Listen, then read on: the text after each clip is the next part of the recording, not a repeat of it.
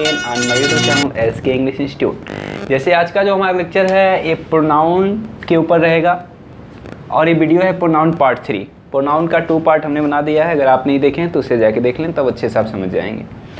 इसके बाद देखेंगे, आज डिस्कस करेंगे इस वीडियो में रिलेटिव प्रोनाउन के ऊपर। रिलेटिव प्रोनाउन को हम बोलते हैं संबंध सूचक सर्वनाम। इस संबंध से ही पता चल जाना चाहिए कि ये ऐसा सर्वनाम होगा जो संबंध दिखाने की कोशिश करेगा। ओके, देखेंगे इसका डेफिनेशन है कि the pronoun which joins 2 sentences, यानी वह प्रोनाउन जो 2 सेंटेंसेस को जोड़ता हो, ठीक है, एंड सो ए रिलेशन भी और संबंध दिखाता हो विच कम्स बिफोर प्रोनाउन, यानी जो उस प्रोनाउन से पहले नाउन आता है उससे संबंध दिखाता हो। ओके, तो ये डिफिनेशन याद रखेंगे कि रिलेटिव प्रोनाउन होगा जो 2 वाक्यों को जोड़ेगा और अपने से पहले आए हुए नाउन से संबंध दिखाएगा। ओके, जैसे इसमें जो यूज्ड वर्ड होते हैं, यूज्ड वर्ड यानी जो यूज्ड वर्ड का मतलब हुआ कि जो प्रोनाउन होते हैं, जो रिलेटिव प्रोनाउन होते हैं वो होते हैं who, which, whose, whom, that, and इसके बाद से लिख सकते हैं एज, व्हाट। ठीक है, अब ये ध्यान देंगे कि जो रिलेटिव प्रोनाउन होता है इसमें who, which, whose, whom, that, as, what. अब ये ध्यान देंगे कि जो who, which, whose, whom, what जो होता है ये आपको दिखाई दे रहा होगा कि ये इंट्रोगेटिव वर्ड्स हैं। ओके, लेकिन यहाँ पे इंट्रोगेटिव वर्ड्स का काम नहीं करते हैं, ठीक है, यहाँ पे रिलेटिव प्रोनाउन का काम करते हैं। और यहाँ पे हु का अर्थ कौन न होकर के जो हो जाता है, यहाँ पे भी जो हो जाता है, यहाँ पे जिसका हो जाता है, यहाँ पे जिसे हो जाता है, ठीक। और यहाँ पे देखेंगे, यहाँ पे दैट का अर्थ भी जो हो जाता है, ठीक, एज, जैसे, ठीक है, और उसके बाद से व्हाट, यहाँ पे भी इसका जो ही होता है, ठीक। अब ये देखेंगे कि एक ये नहीं कि यहाँ पे व्हाट का अर्थ हम क्या समझें और रिलेटिव प्रोनाउन ही समझें, ठीक है। अब देखते हैं कि किस प्रकार हम इसका यूज करते हैं। जैसे एग्जाम्पल के अनुसार हम बताने की कोशिश करते हैं। जैसे आ जाएगा, this is the boy, okay, the boy abused him। यहाँ वही लड़का है, ठीक है, और वहाँ लड़का उसे ये अब्यूज किया, गाली दिया, यानी यहाँ वो लड़का है जो उसे गाली दिया, ठीक। अब देखेंगे कि दोनों वाक्य को हमें जोड़ना है। ओके, अब जोड़ने के लिए देखेंगे, लिखेंगे this is the boy. Okay, अब यहाँ पे दिखाना है कि this is the boy who abused, यहाँ पे लिख देंगे हु एब्यूज्ड हिम। तो अब ध्यान देंगे कि यह वही लड़का है जो उसे गाली दिया। यहाँ पे देखिए लिखा था दिस इज द बॉय, लड़का है, लड़का उसे गाली दिया, और यहाँ पे हमने इसको कंबाइन करके लिख दिया this is the boy who abused him, यानी वह वही लड़का है जो उसे गाली दिया, ठीक है। तो यहाँ पे हु का अर्थ हमने लिख दिया जो, और ये देखेंगे कि जो हु है ये रिलेटिव प्रोनाउन है। क्यों? क्योंकि यही वाक्य है जो 2 वाक्यों, यही शब्द है जो 2 वाक्यों को जोड़ा है। और कहाँ जोड़ा है ये देखेंगे, इससे पूर्व आने वाले नाउन। देखिए यहाँ पे जो ये रिलेटिव प्रोनाउन है इससे पूर्व क्या आया है, नाउन आया है। अब एक और बात आती है कि हम एक वर्ड जानते हैं एंटीसीडेंट। एंटीसीडेंट, एंटीसीडेंट किसे कहते हैं? तो ध्यान देंगे स्टूडेंट, एंटीसीडेंट वो होता है कि जो रिलेटिव प्रोनाउन जिस नाउन के लिए प्रयोग होता है, यानी जिस नाउन, जो मतलब ये रिलेटिव प्रोनाउन के पहले जो नाउन आता है जिसके लिए इसका प्रयोग किया जाता है। जैसे देखेंगे this is the boy abused him, तो इस बॉय के लिए हम प्रयोग किए हैं हु। तो ये जो होता है वर्ड बॉय, वहाँ इसका एंटीसीडेंट कहलाता है, जिसका अर्थ होता है comes before, which comes before noun, ठीक। तो ये दिमाग में रखेंगे, एंटीसीडेंट की बात होगी तो जो रिलेटिव प्रोनाउन से पहले आया रहेगा नाउन, और जिसके बारे में यहाँ क्या दिखाएगा, डिस्कस करेगा, संबंध दिखाएगा, वो एंटीसीडेंट कहलाता है, ठीक। एक इसके बाद से हम अब जानेंगे कि ये जो रिलेटिव प्रोनाउन आपको हमने बताया इसका यूजेज कैसे करें और कहाँ हम हु का प्रयोग करेंगे, कहाँ विच, कहाँ हुज, इन सभी का हम डिक्लेरेशन करते हैं। हम देखते हैं कि एक pronoun, a relative pronoun who और हुम की बात करेंगे कि हु और हुम का प्रयोग कैसे करें। इसका देखेंगे use for living things means person. जब लिविंग थिंग्स की बात करेंगे और या किसी व्यक्ति की बात करेंगे, जब उसमें वाक्यों को जोड़ना रहेगा रिलेटिव प्रोनाउन के माध्यम से, तो वहाँ पे हु या हुम का प्रयोग करते हैं। ठीक, जैसे अब यहाँ पे बात आती है एक और कि हु का प्रयोग कहाँ करें, हुम का प्रयोग कहाँ करें। तो देखेंगे हु जो होता है ये होता है नॉमिनेटिव केज, यानी जब सब्जेक्ट के रूप में इसको हम लेंगे तो हु का प्रयोग करेंगे। जैसे आ जाएगा दिस इज द गर्ल, यह वही लड़की है हु sang a song, जो एक गीत गाई। यह वही लड़की है जो एक गीत गाई। तो अब देखेंगे यहाँ पे जो का हु का प्रयोग हमने किया है, यह सब्जेक्ट के रूप में दिखाया है कि लड़की है, यहाँ पे सब्जेक्ट का कार्य कर रही है। Okay, this is the girl who sang a song, यानी यह वही लड़की है जो गीत गाई। यहाँ पे जो हु है ये रिलेटिव प्रोनाउन है और यहाँ पे सब्जेक्ट की बात हो रही है, नॉमिनेटिव केज का काम कर रहा है। और वही हुम का प्रयोग हम ऑब्जेक्टिव केज के लिए करते हैं। हुम का प्रयोग ऑब्जेक्टिव, नॉमिनेटिव ऑब्जेक्टिव आप समझ सकते हैं, ऑब्जेक्ट कर्ता के रूप में, नॉमिनेटिव सब्जेक्ट के रूप में। ओके, अब ध्यान देंगे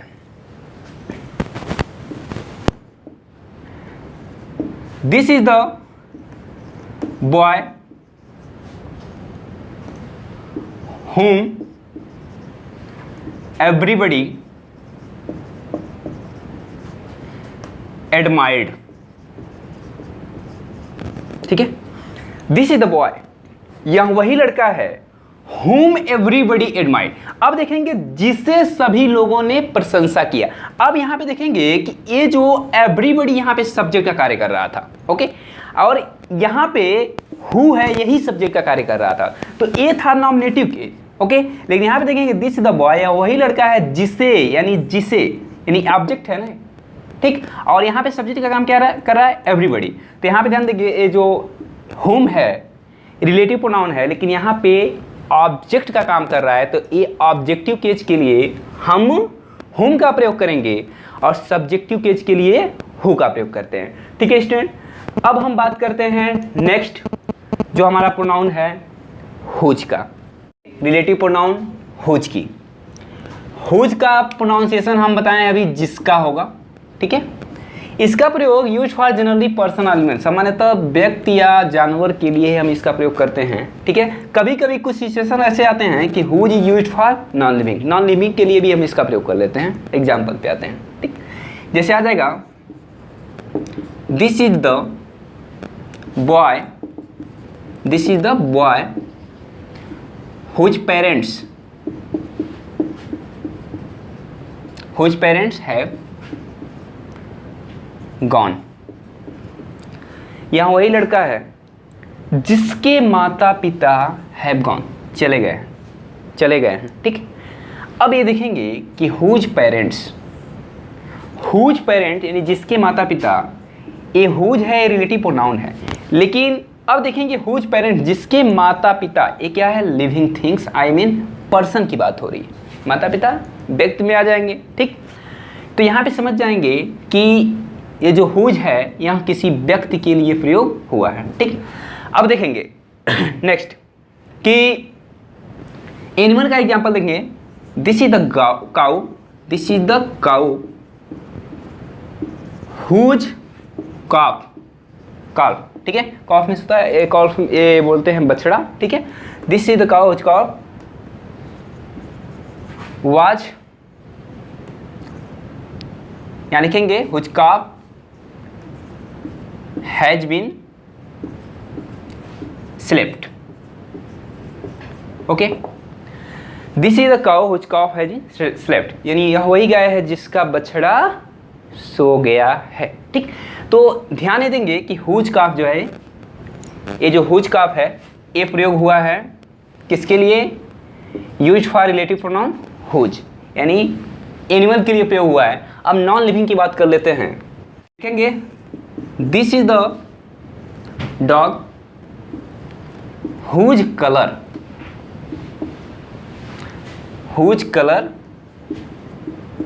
इज वाइट, यानी यह वही कुत्ता है जिसका रंग सफ़ेद है। जिसका रंग की बात हो रही है, रंग जो है ये नॉन लिविंग में आता है, ठीक। तो यहाँ पे समझ जाएंगे कि ए नॉन लिविंग के लिए प्रयोग हुआ है, लेकिन basically a person and animal के लिए जब जिसका से ऐसे प्रोनाउंसिएशन करना हो, पोजेजिव की बात हो, ठीक, यहाँ पे समझ जाएंगे पोजेजिव, ओके, वहाँ पे हम इसका प्रयोग करेंगे हुज का, ठीक। नेक्स्ट प्रोनाउन व्हिच की, रिलेटिव प्रोनाउन व्हिच। व्हिच का अर्थ तो ऐसे तो कौन सा होता है, लेकिन यहाँ पे व्हिच का अर्थ जो होगा प्रोनाउन के लिए, ठीक।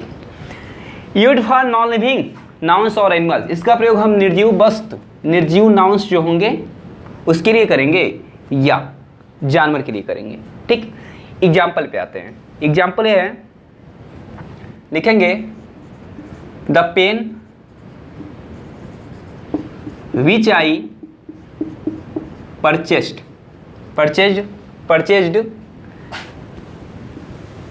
Has been lost. क्या है? The pen which I purchased has been lost, यानी पेन जो मैंने खरीदा था, यहाँ पे क्या आ गया? जो, यानी पेन जो मैंने खरीदा था खो गया है, ठीक। तो यहाँ पे देखेंगे विच जो है ये प्रोनाउन का कार्य कर रहा है, यही वाक्यों को जोड़ रहा है, ठीक। और यहाँ पे ध्यान देंगे कि जो पेन है पेन के लिए प्रयोग हुआ है, ठीक, और ये क्या है? नॉन लिविंग थिंग्स है, ठीक। एक और एग्जांपल की बात करते हैं। The dog which has been injured is mine, ठीक है। लिखा है द डॉग, यानी वह कुत्ता जो इंजर्ड हो चुका है, घायल हो चुका है, इज माइन, मेरा है, ठीक। तो यहाँ पे देखेंगे हु जो है ये प्रोनाउन का वर्क कर रहा है, एंड ये ध्यान देंगे कि ये जो विच जो है प्रोनाउन का वर्क कर रहा है, और ये जो है ये रिलेटिव प्रोनाउन है, और ये एनिमल के लिए प्रयोग किया गया। तो सामान्यतः ध्यान देंगे कि इसका प्रयोग हम लिविंग नाउन्स के लिए करेंगे एंड एनिमल्स के लिए करेंगे, ठीक। बात करेंगे प्रोनाउन दैट के ऊपर, रिलेटिव प्रोनाउन दैट। यहाँ पे दैट का अर्थ वह ना हो के जो हो जाएगा, ठीक है। यूज्ड फॉर पर्सन और थिंग, इसका प्रयोग पर्सन और थिंग्स, व्यक्ति या बस दोनों के लिए किया जाता है। इसका एग्जाम्पल पे आते हैं, जैसे आ जाएगा द पेन, यानी वह pen that you gave me is red, okay. The pen, यानी वह पेन जो तुमने दिया था वह लाल है, ठीक है। वह पेन जो तुमने दिया था वह लाल है। अब देखेंगे कि जो दैट है यही वाक्यों को जोड़ा है, और जो दैट है यहाँ थिंग्स वस्तु के लिए प्रयोग हुआ है, ठीक। और यहाँ पे अभी आपने देखा कि यूज फॉर थिंग्स और पर्सन, यानी थिंग्स या पर्सन की जब हम बात करेंगे और इसको कनेक्ट करना रहेगा तो हम दैट से कर सकते हैं, ठीक। जैसे एक और एग्जांपल लेते हैं, हैप्पी इज द मैन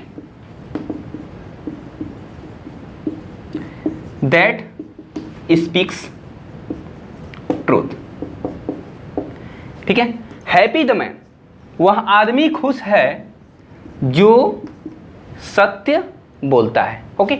अब देखेंगे कि यहाँ पे जो दैट का प्रयोग हुआ है यहाँ किसके लिए हुआ है? यहाँ हुआ है पर्सन के लिए, और यहाँ पे जो दैट का प्रयोग हुआ है यह हुआ है थिंग के लिए। तो यही डिफरेंस है, दैट का प्रयोग हम किस प्रकार करें, ठीक। Pronoun what, this is use for only things, इसका प्रयोग केवल थिंग्स के लिए किया जाता है, ठीक है। They gave what he wanted, ठीक है। उन्होंने दिया जो वे देना चाहते थे, यानी आपने किसी से कुछ मांगा, ठीक है, तो आप बोलेंगे दे गेव, उन्होंने जो दिया जो वह देना चाहते थे। तो यहाँ पे जो है यहाँ लिविंग थिंग्स के लिए आता है, क्योंकि जो वो देना चाहते थे वो किसी थिंग्स की बात हुई ना, ठीक। तो थिंग्स के लिए हमने क्या लगा दिया, व्हाट। और ये भी नोट करेंगे कि जो व्हाट होता है यहाँ दैट या विच का वर्क करता है, क्योंकि दैट का अर्थ भी जो होता है, विच का अर्थ भी जो होता है, और इन दोनों का प्रयोग भी हम नॉन लिविंग के लिए करते हैं। ठीक। अब एक और प्रोनाउन है as, use after such and same. Such और सेम के बाद हम एज का प्रयोग करते हैं। ठीक, जब इसमें वाक्य को कंबाइन करना होता है। ठीक है, I felt the same difficulty या सेम ट्रबल। ठीक है, एज यू फेल्ट। ठीक, यानी मैंने वैसा ही परेशानी झेला जैसे आपने महसूस किया था, यानी मैंने वैसे ही परेशानी महसूस किया जैसे आपने महसूस किया था। देखेंगे यहाँ पे सेम के बाद हमने एज का प्रयोग किया। ठीक, लिखेंगे आई सा सच ए मैन एज आई सा स्टरडे। मैंने वैसे ही आदमी देखा जैसे कल देखा था। यहाँ पे जो एज है ये जैसे का वर्क किया है, और यहाँ पे ध्यान देंगे कि ये सेम और सच इन सब के बाद इसका प्रयोग हुआ है। ठीक, ये हमारा था रिलेटिव प्रोनाउन। अब हम बात करेंगे नेक्स्ट जो प्रोनाउन है इंट्रोगेटिव। अब हम बात करते हैं इंट्रोगेटिव प्रोनाउन। अभी तक तो हम रिलेटिव पढ़ रहे थे ना, अब हम बात करेंगे इंट्रोगेटिव। अब देखिए, अभी आपने जब रिलेटिव पढ़ा तो ये वर्ड आपने देखा था, ठीक है, लेकिन यहाँ डिफरेंस समझना है कि रिलेटिव क्या है एंड इंट्रोगेटिव क्या है।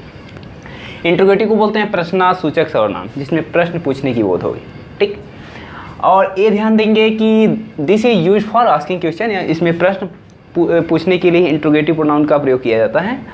और इसमें जो यूज्ड वर्ड होते हैं हु, हुम, हुज, विच, हुज, यहाँ पे जो हु का अर्थ जो नहीं होता है, यहाँ पे हु का अर्थ कौन, हुम किससे, हुज किसका, विच मीन्स कौन सा या किसे, व्हाट मीन्स क्या। ठीक है, इन सब का प्रयोग हम क्वेश्चन के लिए ही करते हैं। एग्जाम्पल पे आते हैं कि कैसे हम किसका प्रयोग कहाँ कहाँ करें। देखिए, ये जो थ्री प्रोनाउंस हैं, हु हो गया, हुम, हुज, इसका प्रयोग हम करते हैं क्वेश्चन करने के लिए। लेकिन जब हम बात करते हैं हु, हुम, हुज, इसका प्रयोग हम किसी व्यक्ति के लिए करते हैं, ओनली फॉर पर्सन। जब पर्सन के लिए क्वेश्चन किया जाए तो इन सब का प्रयोग करेंगे। जैसे हु इज देयर, वहाँ कौन है। तो जो हु इज देयर वहाँ कौन है, ये जो कौन है ये किसी व्यक्ति के बारे में हम कह रहे हैं। ठीक है, तो यहाँ पे हु का प्रयोग करेंगे। जैसे दूसरा देखेंगे, whom do you like, आप किसे पसंद करते हैं। ठीक, अब देखेंगे कि जो whom है या किसी व्यक्ति के लिए प्रयोग हुआ है, whom do you like, आप किसे पसंद करते हैं। ठीक, whose are these books, यह किताबें किसकी हैं। ठीक है, तो अब ये देखेंगे कि यहाँ किताबें किसकी हैं। ये जो whose है यह किसी पर्सन के लिए बात हो रहा है कि यह किताबें किसकी हैं। तो ये जो है ये प्रोनाउन का काम किया, और ये किसका काम किया, मतलब ये प्रोनाउन का काम किया, लेकिन ये इंट्रोगेटिव प्रोनाउन है। ठीक, अब ये ध्यान देंगे। नेक्स्ट यहाँ पे बात करते हैं, ये तो ये हो गया विच। ठीक, which is use for person और थिंग। जब पर्सन और थिंग की बात हो तो हम विच का प्रयोग कर सकते हैं। ठीक, एग्जाम्पल पे आते हैं। इसका एग्जाम्पल यहाँ हम बताते हैं कि which is your brother, Ram और श्याम। ठीक है, विच इज योर ब्रदर, तुम्हारा भाई कौन है। राम और श्याम में तुम्हारा भाई कौन है। तो अब देखेंगे ए विच। ठीक, ये जो विच है ये इंट्रोगेटिव प्रोनाउन का कार्य किया है। ठीक, और यहाँ किसके लिए प्रयोग किया गया है, किसी पर्सन के लिए। एक और, विच इज हिज पेन, यानी उसका पेन कौन सा है। ठीक, अब देखेंगे कि जो विच है ये किसी थिंग के लिए प्रयोग हुआ है। ठीक, तो ये जो वर्ड हैं विच, ये जो प्रोनाउन विच है ये प्रयोग होता है ए पर्सन एंड थिंग के लिए। अब प्रोनाउन व्हाट की बात आती है, ठीक। तो स्टूडेंट हम बात करते हैं प्रोनाउन व्हाट। व्हाट का प्रयोग थिंग्स और प्रोफेशन के लिए करते हैं, ठीक है। जब किसी के प्रोफेशन की बात करनी हो या थिंग्स की बात करनी हो तो वहाँ पे ध्यान देंगे कि वहाँ पे हम ए व्हाट का ही प्रयोग करेंगे। जैसे अगर कहा जाए व्हाट डू यू वांट, ठीक है, आप क्या चाहते हैं, ठीक, आप क्या चाहते हैं। ये जो प्रोनाउन व्हाट है यहाँ पे देखेंगे वस्तु के बारे में डिस्कस हो रहा है कि आप क्या चाहते हैं, कोई वस्तु ही ना आप चाहते हैं, ठीक। तो यहाँ पे जब थिंग के बारे में बात करते हैं तो यहाँ पे समझ जाएंगे कि ये व्हाट जो इंट्रोगेटिव प्रोनाउन है इसका प्रयोग हम थिंग के लिए किए हैं। प्रोफेशन अगर जाने के लिए व्हाट योर फादर, तुम्हारे पिताजी क्या हैं, ठीक है। तो यहाँ पे देखिए व्हाट है जो प्रोनाउन का कार्य कर रहा है, ठीक है। क्यों और उसके बाद से एक कौन से प्रोनाउन का कार्य कर रहा है, इंट्रोगेटिव। और यह जो प्रयोग हुआ है यह किसी प्रोफेशन की बात हुई है कि आपके पिता क्या हैं। तो मान लीजिए बिजनेसमैन है तो बिजनेसमैन लिखेंगे, टीचर हैं तो टीचर लिखेंगे, जो भी है वो हम लिख देंगे, ठीक। तो ये रहा हमारा इंट्रोगेटिव प्रोनाउन। अब थोड़ा इसमें ये जानने की जरूरत है कि अगर ये जो शब्द हैं इसके तुरंत बाद अगर कोई नाउन आता है तो वो इंट्रोगेटिव प्रोनाउन नहीं, इंट्रोगेटिव एडजेक्टिव हो जाता है। एक एग्जाम्पल हम बस बताते हैं। जैसे अगर मान लीजिए आ जाए which book do you like, okay, which books do you like, कौन सी किताबें तुम पसंद करते हो, यानी विच। या ऐसे करेंगे, एक और example, which book are you searching, ठीक है, किसकी किताबें तुम ढूंढ रहे हो। तो यहाँ पे जो हुज है यह एडजेक्टिव का काम कर रहा है, ठीक है, इंट्रोगेटिव एडजेक्टिव का, ना कि इंट्रोगेटिव प्रोनाउन का, ठीक। अब ध्यान देंगे कैसे पहचानेंगे इसका। तो ये भी जैसे आप डेमोन्स्ट्रेटिव पढ़े थे, डेमोन्स्ट्रेटिव बता देता था कि अगर डेमोन्स्ट्रेटिव के तुरंत बाद सब्जेक्ट आता है तो वो जैसे दिस दैट के बाद सब्जेक्ट आता था तो वो हो जाता था एडजेक्टिव, अगर उसके बाद वर्ब आता था तो हो जाता था प्रोनाउन। तो इसमें भी वही देखेंगे, अगर इन सब के बाद अगर वर्ब आएगा तो प्रोनाउन होगा, अगर इन सब के बाद एडजेक्टिव आ जाएगा तो वो हो जाएगा इंट्रोगेटिव, अगर इन सब के बाद कोई नाउन आ जाएगा तो हो जाएगा इंट्रोगेटिव एडजेक्टिव, ठीक। तो 8 तो डिफरेंस था। अब हम नेक्स्ट प्रोनाउन की डिस्कस करते हैं, डिस्ट्रीब्यूटिव प्रोनाउन। जो डिस्ट्रीब्यूटिव प्रोनाउन क्या होता है, इसको विभाग सूचक। अगर वाक्य में ये देखेंगे कि एवरी, यानी जितने भी लोग रहेंगे, अगर कोई मतलब हम सेंटेंस बता रहे हैं उसमें जितने भी लोग रहेंगे सभी का जिक्र करना होगा, प्रत्येक को बताना होगा, तो वहाँ पे समझ जाएंगे कि डिस्ट्रीब्यूटिव प्रोनाउन का ही प्रयोग करते हैं, ओके। इसमें प्रयोग होने वाले शब्द होते हैं ईच, एवरीवन, आइदर, नाइदर, ठीक है। अब ये ध्यान देना है कि ये जो प्रोनाउन होते हैं ये ऑलवेज सिंगुलर रहते हैं, ओके। क्या रहते हैं, सिंगुलर। तो आपको पता है सिंगुलर सब्जेक्ट के साथ हमें किस प्रकार हेल्पिंग वर्ब का प्रयोग करना है, ठीक। अब देखते हैं, इस पे बेस्ट एग्जाम्पल बताते हैं। लिखेंगे each of the students, each of the students goes to school. अब देखेंगे सभी विद्यार्थियों में प्रत्येक की बात हुई कि प्रत्येक विद्यार्थियों में प्रत्येक, यानी प्रत्येक विद्यार्थी क्या करते हैं, विद्यालय जाते हैं। तो अब यहाँ देखेंगे ईच ऑफ स्टूडेंट्स, अगर ये स्टूडेंट्स है, ये तो प्लूरल था ना, लेकिन अगर ईच के साथ आया था तो यहाँ पे क्या हो गया, सिंगुलर। तो सिंगुलर में हम क्या करते हैं, वर्ब में एस या जोड़ते हैं। एक और एग्जाम्पल, अब यहाँ पे बात आती है कि आइदर, एक एवरीवन से देख सकते हैं कि everyone of those girl sings a song. अब यहाँ देखेंगे सिंगुलर वर्ब का हम प्रयोग कर रहे हैं, क्यों कि एवरीवन ईच आया तो हमने सिंगुलर वर्ब, यहाँ पे सिंगुलर वर्ब का प्रयोग किया, ठीक। अब ये ध्यान देंगे कि आइदर होता है नाइदर। आइदर का प्रयोग कहाँ करते हैं, नाइदर का प्रयोग कहाँ करते हैं। आइदर का प्रयोग वहाँ करते हैं जब दो में से किसी एक की संभावना होती है, ठीक है। और नाइदर का प्रयोग कहाँ करते हैं, जब दो में से किसी की संभावना नहीं होती है। जैसे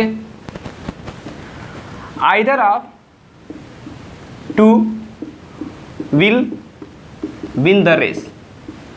ओके, यानी दो में से कोई एक है जो रेस को जीतेगा। ठीक, तो यहाँ पे हमने क्या लगा दिया, आइदर, और ये सिंगुलर वर्ब है, नोटिस ये करना है। ठीक, और यहीं पे लिख देंगे नाइदर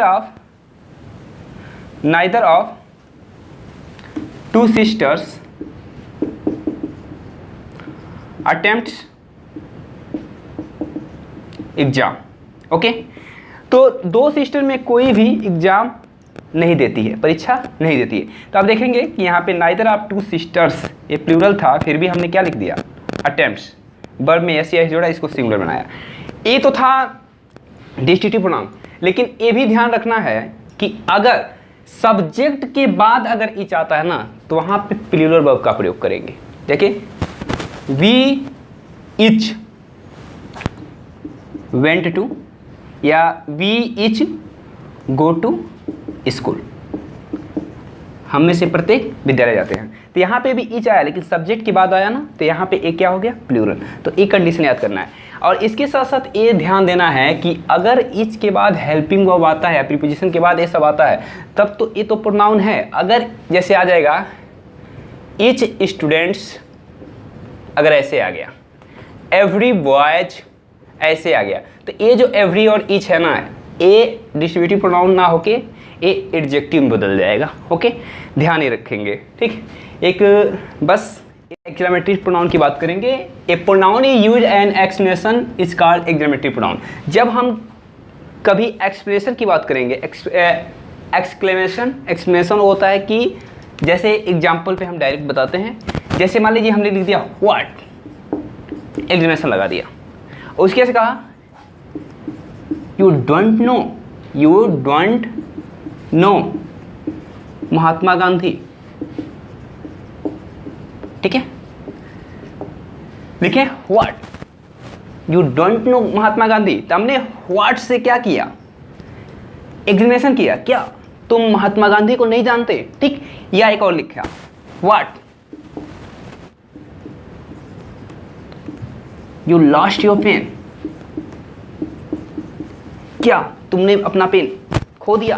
तो ये देखेंगे जो वर्ड शब्द है ये एक्सप्लेनेशन का कार्य कर रहा है, तो ये हो गया एक्सक्लेमेटरी सेंटेंस। एक्सप्लेनेशन क्या होता है कि हृदय के साथ अचानक उठने वाली घटना, जैसे कोई अपना पेन खो दिया तो हम बोलेंगे व्हाट, हृदय से हमारा एक भावना निकलेगा, what you lost your pen. ठीक, तो friend, I think you have fully understand about these topics, okay, and I shall upload next video on passive voice, and I hope you will watch video